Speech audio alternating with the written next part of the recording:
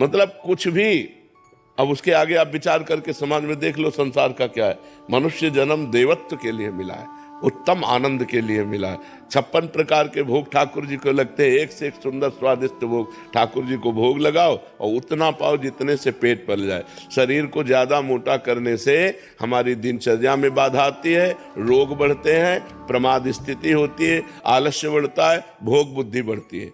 शरीर को उचित अन्न दो और चर्बी मत बढ़ने दो। थोड़ा व्यायाम करो, दौड़ भाग करो, जिससे शरीर स्वस्थ रहे। मोटा होना स्वस्थ होना नहीं है। स्वस्थ होने का मतलब यथा योग्य वजन होना, यथा योग्य पेट होना, यथा योग्य आहार विहार होना, तो आपका उठना बैठना सब ठीक रहेगा। एक एक क्रिया करने में परेशान, वो कोई स्वस्थता है?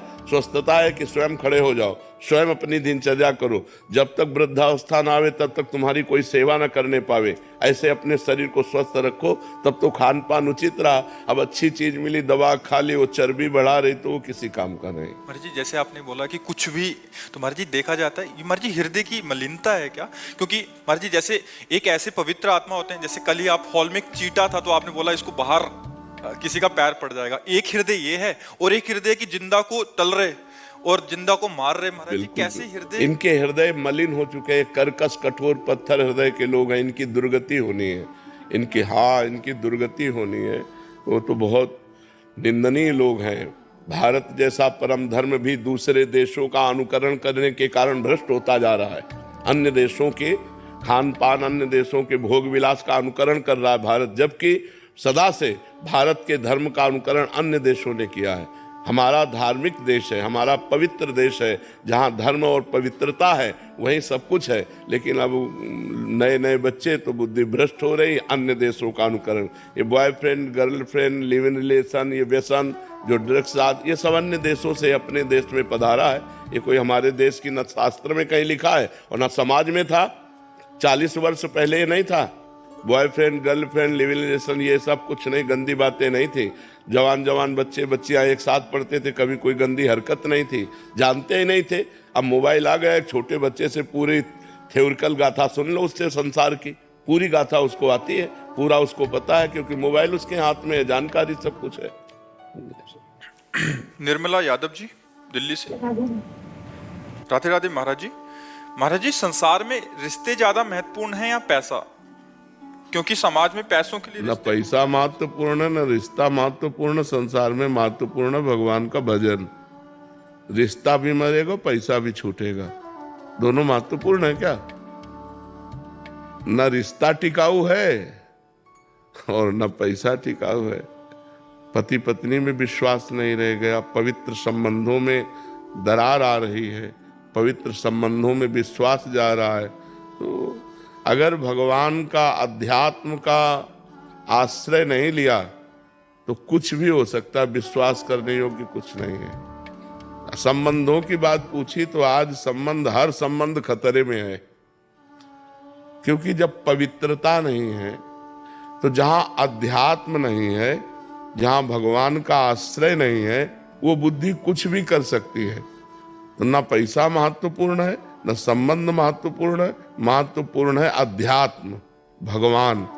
जब तक भगवान का भजन नहीं करोगे तब तक खूब पैसा होने पर भी शांत नहीं रहोगे, आनंदित नहीं रहोगे, क्योंकि पापाचरण होगा और पापाचरण का फल दुख होगा, उसे भोगना ही पड़ेगा। अवश्य में भोक्तव्यम कृतम कर्म शुभाशुभम। इसलिए भगवान को महत्व दो। संसार के संबंधों में जो प्रियता है वो भगवान से है। जैसे बेटा बहुत प्रिय है, लेकिन उसके अंदर से भगवान चले जाएं तो कै दिन बेटे के शरीर को रखोगे? उसके शरीर को जला दोगे ना। तो संबंध में प्रियता किससे थी? भगवान से ही। तो संबंध में प्रियता भगवान से ही है। रुपए का जो सुख है, रुपए में कोई महत्व बुद्धि नहीं। रुपए से विषय भोग मिलते हैं, ये महत्व बुद्धि है। अगर आपको रुपए के सुख की बात कहे तो आपको एक कमरे में बैठा दिया जाए और 500 के नोटों से यहां तक किया जाए, न पानी न भोजन, आप क्या कहोगे? चिल्ला पड़ोगे कि रुपया हटाओ, हमको सब रुपया ले जाओ, हमको पानी पिला दो, हमको भोजन दे दो। रुपया किस बात में सुख देता है? उससे विषय सामग्री मिलती है। नहीं, विषय सामग्री ना मिले तो अब 2000 का रुपया आपके पास एक अटैची रख दिया जाए, आपको अच्छा लगेगा क्या? कहोगे हटाओ बेकार है। क्यों? क्योंकि उससे विषय सामग्री मिलेगी नहीं, अब वो चलता नहीं है। रुपए की प्रियता धन की प्रियता है, उससे विषय सामग्री मिलती है। विषय प्रियता है, शरीर सुख मिलता है। शरीर से अपनापन हो जाना यही अज्ञान है। ये शरीर जो है नष्ट होगा, प्रतिपल नष्ट हो रहा है और एक दिन बिल्कुल नष्ट हो जाएगा। तो हमें चाहिए कि इन शरीर के संबंधों और रुपया में आसक्ति न करके भगवान में आसक्ति करें तो हमारा परम मंगल हो जाएगा। महाराज जी, एक संशय निवृत्ति कर दीजिए। शरीर और शरीर की धर्मपत्नी जो है वो आपके आज्ञा अनुसार नाम जप और सत्संग श्रवण वगैरह और अपना चतुरासी गायन और नियमित कर्तव्य कर्म हर एक घंटे में भगवान को समर्पित करके दिनचर्या कर रहे हैं। बहुत सुंदर। तो हमने आपको मानसिक रूप से गुरु मान रखा है, तो हमारी गति और जिन्होंने दीक्षा ले रखी है उनकी गति में कोई अंतर आएगा महाराज जी? अब ये तो हम इसलिए नहीं कह सकते कि आपका लक्ष्य क्या बनेगा, और जो दीक्षा ले चुके उनका लक्ष्य बन चुका है। उनका लक्ष्य बन चुका है प्रिया प्रीतम की दासी भाव। तो अब आपका लक्ष्य क्या बनेगा है? हाँ, तो फिर लक्ष्य बन जाने पर लक्ष्य की प्राप्ति हो जाएगी। बहुत सुंदर करते हो, बहुत अच्छा है।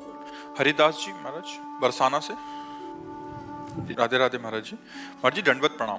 महाराज जी, लाडली जी के लिए खूब रोना तड़फना आए, इसके लिए कैसे कृपा होगी? सेवा बन जाए।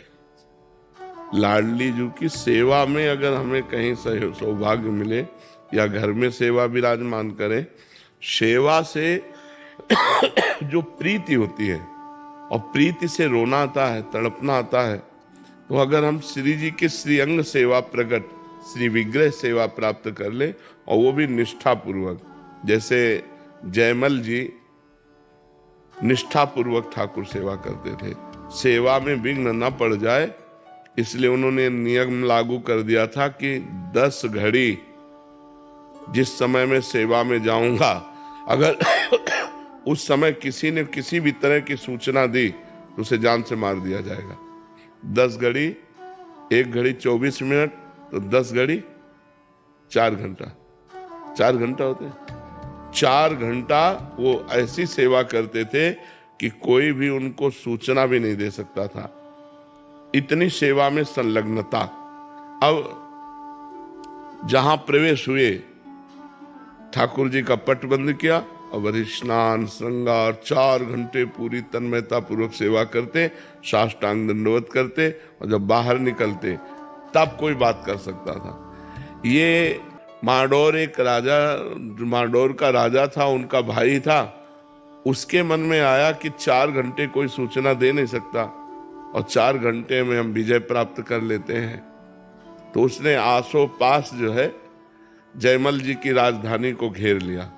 अब जब ये सूचना पहुंची तो अब किसी की हिम्मत नहीं कि सेवा में वो हैं और जाए, क्योंकि मार डाला जाएगा। तो सबने कि युद्ध करने में तो हम समर्थ है, पर बिना राज आज्ञा के युद्ध कैसे प्रारंभ हो। और जयमल जी का नियम था 4 घंटे कोई सूचना नहीं दे सकता, नहीं तो मारा जाएगा। तो ये हुआ, राजमाता से प्रार्थना की कि आपको नहीं मारेंगे, जो जयमल जी की माँ थी, आप जाके केवल आज्ञा भर ले आओ। तो वो गई और उन्होंने कहा शत्रु पक्ष ने चारों तरफ से राजधानी को घेर लिया है, आप आज्ञा दीजिए क्या किया जाए। तो उनका राम जो करेंगे वो सब भली होगी। पीछे मुड़कर नहीं देखा, सेवा नहीं रोकी और कहा जो राम करेंगे वो भली ही होगी, भगवान जो करेंगे वो भली ही होगी, जाओ। वो वापस चली गई, तो आज्ञा तो हुई नहीं। तो भगवान ने जब देखा कि मेरे आश्रित इतना मेरी सेवा में संलग्नता, तो स्वयं भगवान राजपूत सिपाही का वेश धर करके जयमल जी के घोड़े पर चढ़े और जाकर के युद्ध किया, सबको मूर्छित कर दिया, घायल कर दिया, मारा एक को भी नहीं, सब मूर्छित हो गए बाणों की वर्षा से सब। अब जयमल जी जब 4 घंटा अपनी सेवा करके निकले, तब उन्होंने कहा हमारा घोड़ा लाओ, मैं अभी शत्रु पक्ष को उत्तर देता हूं। तो घोड़ा हाँफ रहा था और पसीना से लथपथ था, तो उनका ऐसा लग रहा है ये तो बहुत युद्ध करके आ रहा है, ये घोड़ा हाँफ क्यों रहा है हमारा। किसी ने कहा इसका तो कोई पता नहीं, पसीना पसीना घोड़ा। तो दूसरा घोड़ा, राज घोड़े तो बहुत होते हैं, दूसरा घोड़ा मंगाया और जब वहां गए तो सब मूर्छित पड़े। तो जो शत्रु पक्ष का राजा था उसको चेतना दिलाई, जो ही चेतना दिलाई सो जयमल जी के हाथ जोड़ के कहा मुझे एक बार उस सैनिक के दर्शन करा दो जो आपका एक सिपाही आया इतना बलवान कि सबको मूर्छित कर गया, मारा किसी को नहीं, और हमको तो बाणों से भी घायल किया और अपने नेत्रों से भी घायल किया। एक बार हमको अपने सिपाही के, श्याम सिपाही के दर्शन करा दो, वो जो श्याम रंग का था। तो जयमल जी ने कहा श्याम रंग का सिपाही? तो उनकी समझ में आया वो तो मेरे भगवान थे जिनकी मैं सेवा में था। लौट के आए, घोड़े की परिक्रमा की, आरती उतारी कि भैया मेरे को तो आज तक दर्शन नहीं हुए, लेकिन तेरे को दर्शन भी हो गए और तेरे को स्पर्श भी प्राप्त हो गया।